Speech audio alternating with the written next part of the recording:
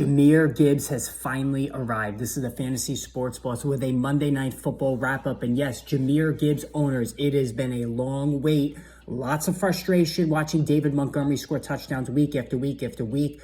But last week, we finally started to see all of the potential, not only with running, but also catching the football come to the forefront. And then last night, he absolutely went bonkers against the Las Vegas Raiders. The Lions win at 26-14. And how about these numbers? So working as the bell cow back, 26 carries, 152 yards, and a 27-yard touchdown run in the fourth quarter.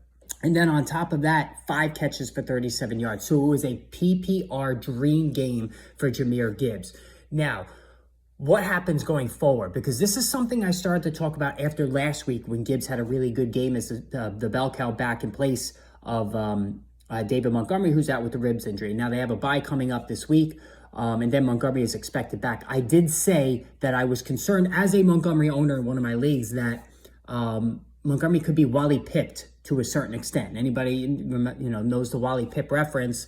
Player that got injured and then wound up losing his job the next week and never got his job back. And that's, I'm not saying that's what's going to happen with David Montgomery, but the scenario isn't there for now. Gibbs really, pushing for a 50-50 split, maybe even more. You can't put this genie back in the bottle after seeing how good Gibbs was the last couple of weeks. He is truly electric.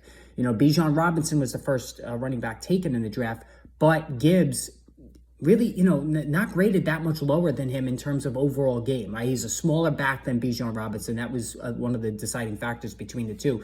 But he is as explosive and he can catch the ball just as well. And we're seeing that now. So obviously Montgomery is more of a plotter. One place that Gibbs continues to struggle is in the red zone. So Montgomery should still be the touchdown guy. That's almost guaranteed. So if you're in a standard league with Montgomery, it's not much of a threat. But in a PPR league, where he's not really catching a lot of balls anyway, any decrease in touches, carries for Montgomery is going to be a potential problem. And I think that is a very possible scenario going forward. But for Gibbs owners, finally, you might have that league-winning guy the rest of the way to justify that third-round pick, which seemed excessive, through the first 6+ weeks of the season. Now, let's look at the rest of this game.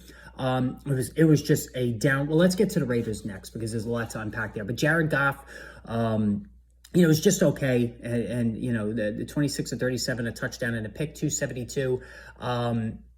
We've had Sam Laporta do his thing, 8 catches for 57 yards and 18-yard touchdown.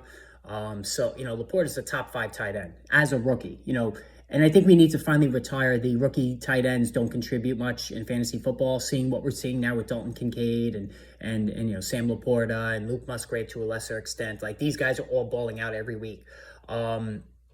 Amon-Ra St. Brown, did play 6 catches for 108 yards. So, no issues there with his illness.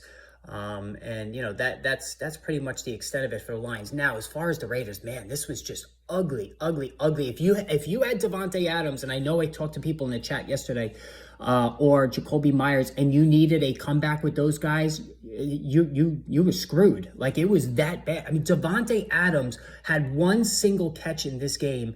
And it came on the first play, 1 catch for 11 yards. It came in the first play in the second half, and that's it. He wants to be traded, and, he's going to go absolutely ballistic if he doesn't get traded. The Raiders have said they're not trading him, but he might make such a stink, and he's a diva receiver, let's face it. He might make such a stink behind the scenes that they'd be forced to trade him. And again, all summer I said don't draft Davante Adams. I thought he was a bad matchup with Jimmy Garoppolo, and other than one game, he has been completely absent almost. And it's been Jacoby Myers as the guy, but even Myers last night, he did nothing as well. I think Myers caught 1 pass himself. Yeah, 1 pass for 19 yards. Just absolutely pathetic disaster all the way around for both of these guys. Jimmy Garoppolo doesn't look healthy. 10 of 21 passing, a pick, 126 yards, just pathetic numbers. Josh Jacobs was really the only offense, 15 of 61 on the ground. He ran for a 3-yard touchdown, only 2 catches for 27 yards in a passing game. Just pathetic, awful, brutal numbers. And that is going to be I'm sure that's going down as an awful loss if you were a Davante Adams or Jacoby Myers owner. And let's say you needed only 5 points to win. and then you didn't get it. Like, that's just amazing to me. And it just really speaks to how bad this offense is. All right, guys. So live stream later on today. We have trade deadline at 4 o'clock. Looks like it's starting to peter out. No Saquon being traded. No Derrick Henry being traded. Do the Bronco receivers go? We'll have to see what happens there. Going to talk all about that later. Update the quarterback injuries, and we'll go from there, guys. So have a great day. We'll chat soon.